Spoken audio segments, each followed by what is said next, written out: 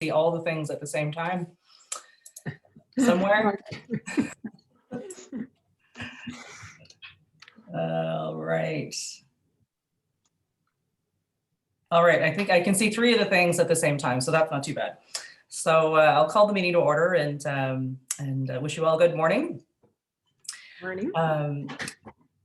Did you want to go ahead with roll call then, Sally? I think you had just said it's just the one that it's just Phil that we're waiting on, maybe? Yeah, that's right. I have everybody else is present. Okay, perfect. So we have the adoption of the agenda. Is there a mover and seconder to move the resolution that the agenda for the April 9th, 2021 Finance and Administration Advisory Committee meeting be adopted as presented? So move. So moved by Eli, and I see Paul's hands up. So we've got it moved and seconded. Any discussion on the agenda? There's no additions or anything, Sally? Nope. Okay, all in favor? Yes. Thank you very much. So our agenda is approved. Face all day, and there's a lot of crime, you know. So our first item, actually, I should let you know the declaration of interest. If there is an item that you have an interest in, you can make that statement now or when it arrives on the agenda. And our first order of business is the minutes. Those were distributed, I think, yesterday. So the minutes from our meeting on the 8th of February. Excuse me. Is there a mover and seconder for that that motion that the minutes of the Finance Administration Advisory Committee meeting held February 8th, 2021 be received and approved as printed? I moved. Thank you, Janet. Seconded by Bill. Any comments or discussion on the minutes? Okay, seeing none, all in favor? Thank you. Minutes are approved. So we have our first report, 3121-21, and I don't know, Ange, is that you or Sally? Are you going to speak to this one? That's the loan options for I'm Shabamika. going to speak to the first. Okay. Thank Perfect. you. Pass it over to you. All right, so please let me know if my internet goes choppy. Working from home today, so it's always interesting sometimes. So far you're okay. All right. Okay, perfect. All right, so we have back in March, we went to the board of directors and gave options that were before us at that point. And it seemed to be the Infrastructure Ontario with having a long-term no renewals in between seemed to be the most favorable approach, but we said that we would go back, keep looking and making sure that we secured the best rates for the loan for the Shabamika Lake Dam. So a third option has now presented itself. Sally has reached out to the City of Ottawa because they bundle their capital projects and use a syndicate to obtain the best rates and terms on bonds. So we, Sally approached them to see if they were even, if it was even an option. And because the City of Ottawa is our largest funder when it comes to our capital projects and our budget, being 90% funded through the City of Ottawa through our levy, they were very interested in helping us. In preliminary discussions, they see the value for themselves as well to do the same, is to try to allow us to piggy bank onto their loan or debt that they are incurring in 2021 and feel that it would be suitable. And they even got a little bit excited, wondering if it would qualify, this project will qualify for green bond, which apparently can secure us even better rates. They think they can be competitive with Infrastructure Ontario. So it depends on, they will take this thought or option to their council in May. So we won't hear anything until after they table the Conservation Authority budgets at the city in May at their meeting, and they'll approach council to see if they could offer that option to us to allow us to have them borrow the 750,000 and we pay them back over 30 years is what they're suggesting instead of 25. But it would be a rate that would be similar to Infrastructure Ontario with no renewals in between. So that is favorable for sure. And it's very interesting, and hopefully that can be an option for us.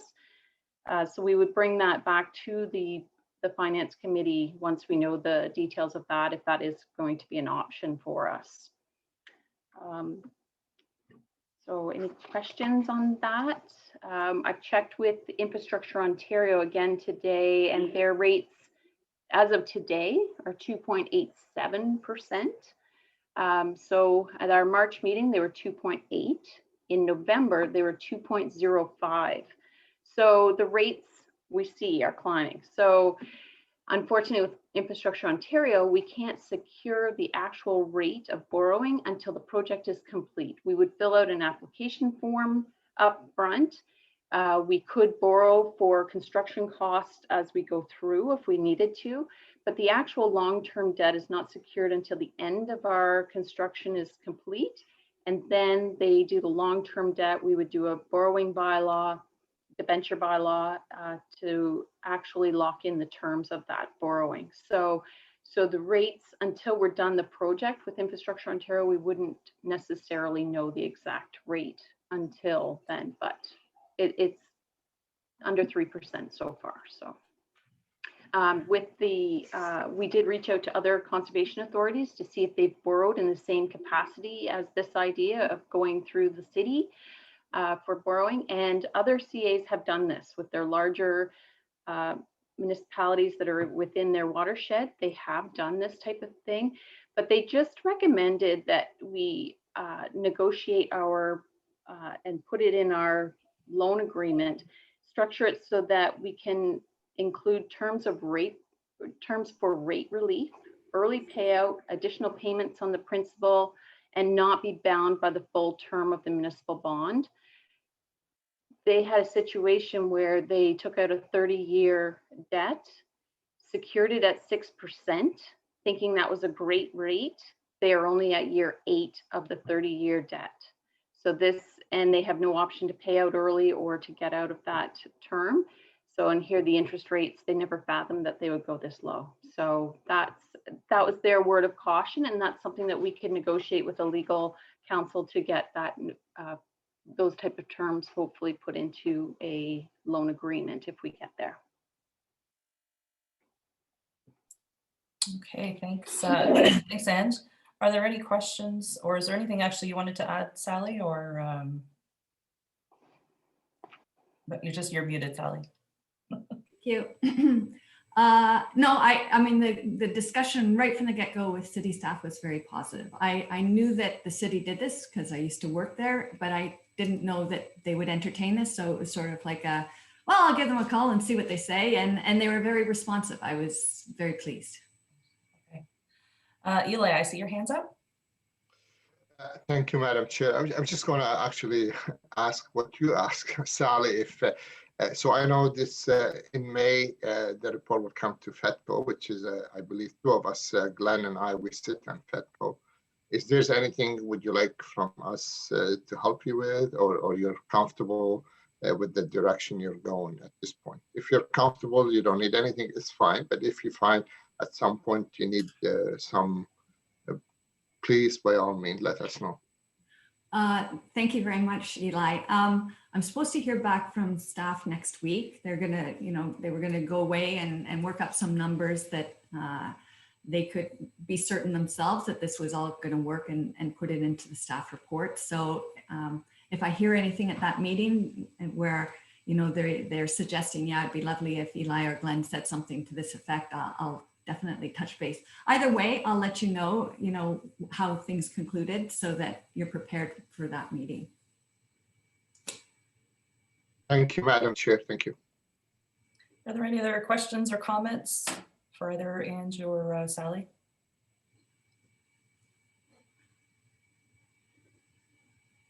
Okay, if there's not, I would look for a mover and seconder then for the motion that the committee instructs staff to negotiate borrowing options with lenders that offer a fixed rate for the entire debt period. Or mover. So move. Thank you, Eli. And a seconder. Thank you, Paul. If there's no further discussion, I'd ask all in favor. Thank you. So we're unanimous on that.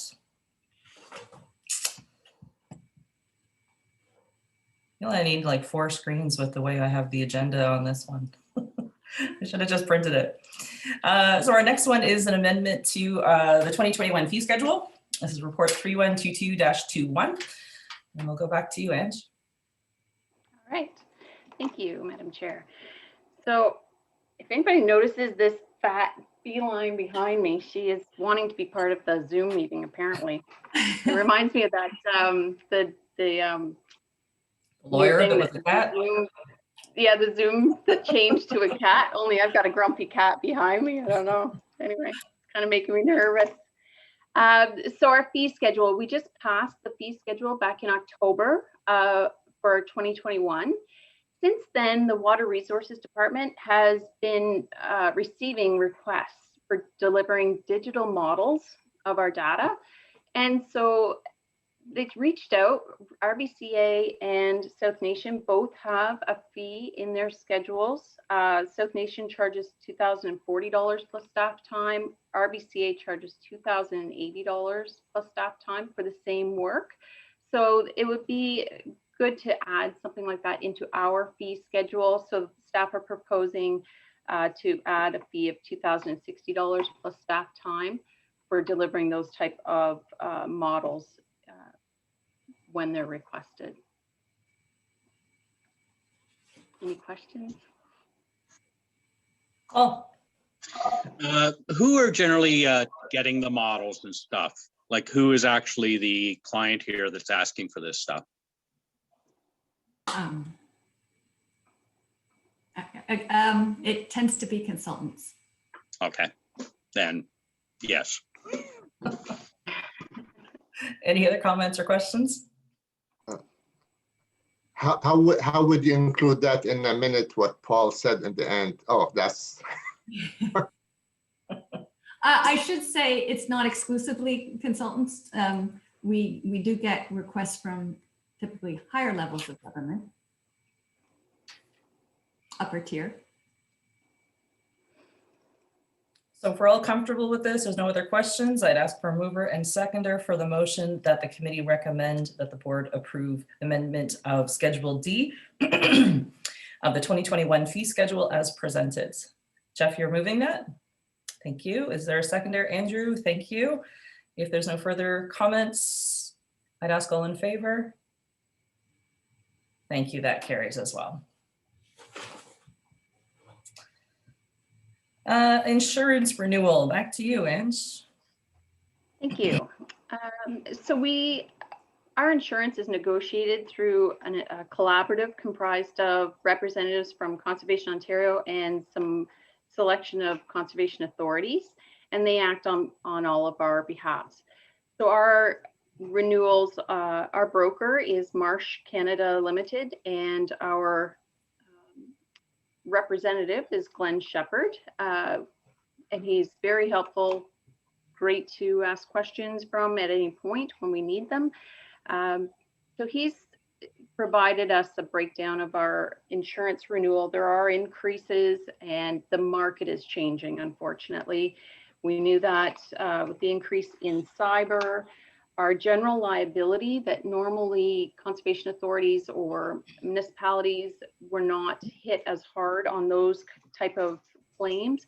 Now they are being more popular, shall I say, unfortunately, being brought into smaller claims. So it's hitting the general liability across the board in the marketplace. So directors and officers insurance that typically hadn't changed much over years are now being hit regularly with employment practice losses and wrongful dismissals, harassment, discrimination claims. So that's changed the market in general, as well as cyber insurance has really changed in the sense that it's received an unprecedented 148% increase in ransomware attacks in just the past year.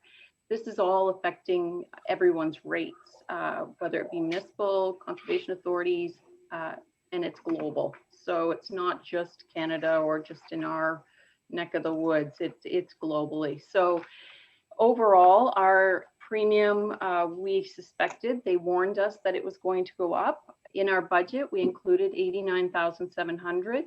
And so for 2021, they've actually, when our renewal has come in, it's going to increase by just over $2,500, which is still within our budgeted. We budgeted higher than that. So I feel that we got a good representation from Marsh going out to market for us. Some of they're going out to less of a market because there's less coverage being offered by the companies that they solicit. So it's causing a pressure, and Marsh has frozen their brokerage fees again this year. So that is very positive that they are giving us, I feel, good representation. Any questions? Janet?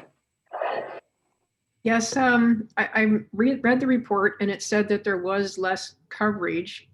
Could you explain if there's anything significant we need to worry about and what the less coverage is? Sure. So there's a pollution. It's when I read through the differences in what the coverage is, limitations are now, or the changes in the coverage, it's not something I see is going to affect us significantly. The sudden and accidental pollution coverage used to have a limitation where we could claim up to a year. Now it's down to 5 days. So they have to be notified within 5 days of a known pollution, sudden and accidental pollution event. If there was a sudden and accidental pollution event, you're going to have a hazmat situation where we should be notifying them anyway. So 5 days is of a known event. So if you don't know that it happens until it's within 5 days of you knowing about it. So that, to me, once we know about it, we're going to notify our insurance. So I didn't feel that that was going to be too bad, but that's what the carriers are requiring now. Statutory defense is no longer available. So if there's legal cost to defend a criminal charge under the Environmental Protection Act, it would provide $25,000 in legal costs, whereas before it's no longer available. It used to be up to $25,000. So that is one of the major changes. Physical damage for our automobile insurance, our deductible has went from $500 to $1,000. So that does impact us as well. If we had a claim, our deductible was quite low, but in order to offset our increases, they increased our deductible, which happens with your home insurance as well, right? So that $1,000 deductible is not too severe for Mississippi Valley to handle. The other change, that is the major changes. So our general liability, just that it's being hit more than it typically had been in the past historically, that's the potential there. That is the risk that they're not willing to take. And our cyber, we could increase our limit coverage. We were covered last, unfortunately, when we were hit a year and a half ago now. So coverage is probably adequate, but it may be something that we should keep an eye on that and maybe increase our coverage on that end if it keeps happening globally as frequently as it has been. Right, thank you. Are there any other questions on this item? Sally, do we have to, do we pass a motion for information items that it's been received? I researched this a while back. It's deemed received when you receive the agenda package. Okay. So approval of the agenda would approve that as well. Okay. So there's nothing further on this one. We'll move into a couple in-camera discussions. So I'm gonna stop the recording, and yeah, I'll just. Should I pass the motion first to go into Yeah. camera? Okay. I There we go. ahead of myself. I just I'm on the hook now for this meeting to do that, so I'm just. No, totally- I get it. Excuse me. So I'm looking for a mover and seconder for the resolution that the committee moved to in-camera session for discussion on the following matter regarding litigation or potential litigation, including matters before administrative tribunals affecting the authority. And further resolved that Sally McIntyre and Angela Miller remain in the meeting. So mover and seconder for this. Andrew, thank you. And a seconder, Paul, thank you. All in favor? Thank you very much. So we are now in camera. We're good to go, Sally? Yes, we are, sorry. Okay. So I am looking for a mover and seconder then for the recommendation that the committee direct staff to notify the Canada Revenue Agency of MVCA's intent to not appeal the CEW's decision. Mover and seconder for this. So we'll go to Andrew and Bill. Any final discussion? Seeing none, all in favor? Thank you, and that carries.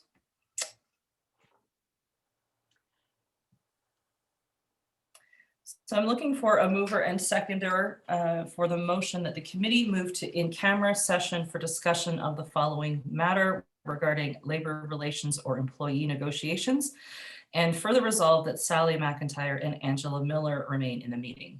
Do we have a mover and seconder for this? Thanks, Eli. And Phil, all in favor? Thank you. We are in camera and I will just wait until we're... Are we good to go ahead, Sally? Okay. So I'm looking for a mover and seconder for the recommendation that the resolution that the committee recommend that the board adjust the wage ranges for the Director of Water Resources Engineering and Manager of Planning and Regulation as set out herein, and authorize the general manager to implement increases over the next 2 years commensurate with performance. Is there a mover and seconder? So Paul moves and Eli seconds. All in favor? Thank you. Any opposed? Thank you. That carries. And our second motion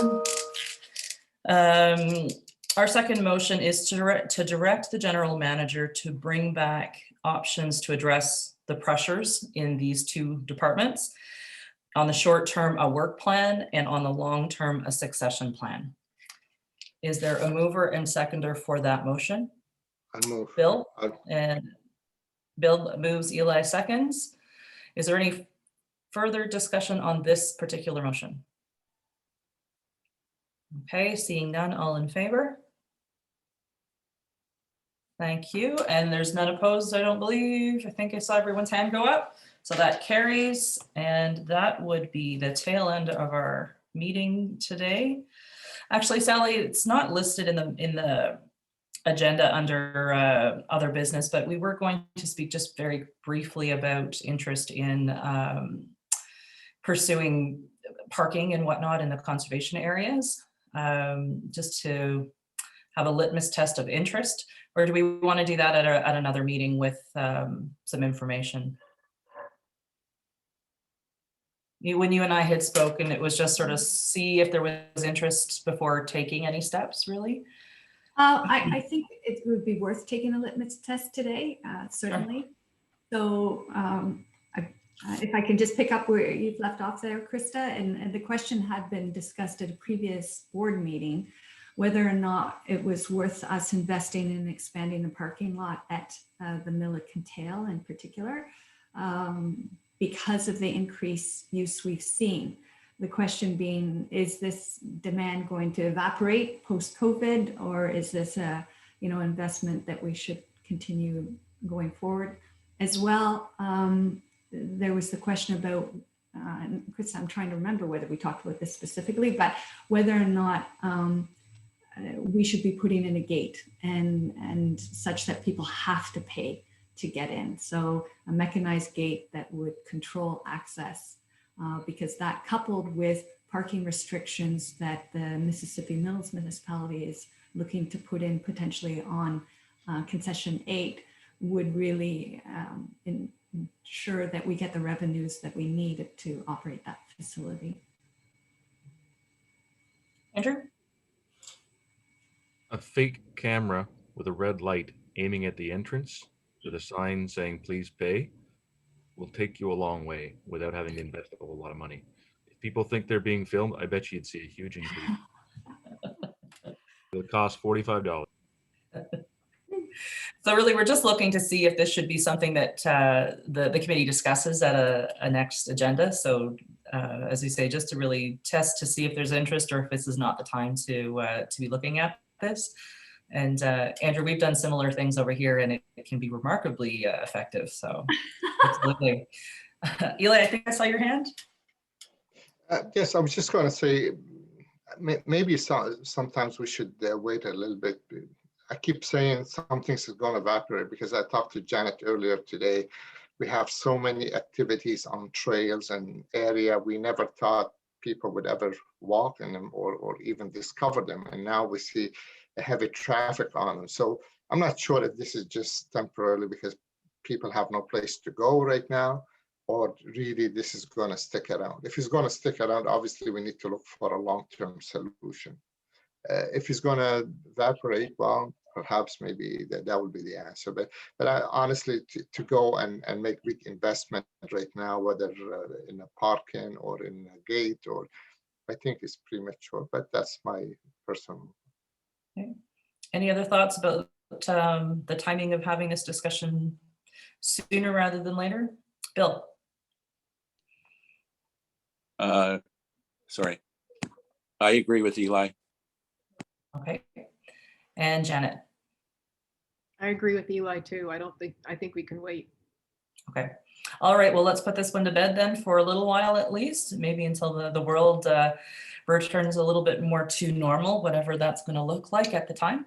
And we've got enough on our plates right now to discuss anyway. So I thank you all. This was a very, I think, a very productive meeting. So I thank you all for your participation. And with that, I'm looking for a mover and seconder for our motion of adjournment. So Eli and Andrew, thank you.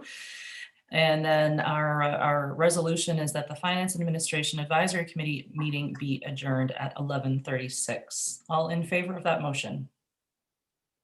Thank you very much, everyone. We're adjourned. And thank you, Madam Chair. Good job. Yes, well done, LaChrista. Thank you. Thanks, everybody. Thanks, and enjoy what's going to be a really beautiful weekend, eh?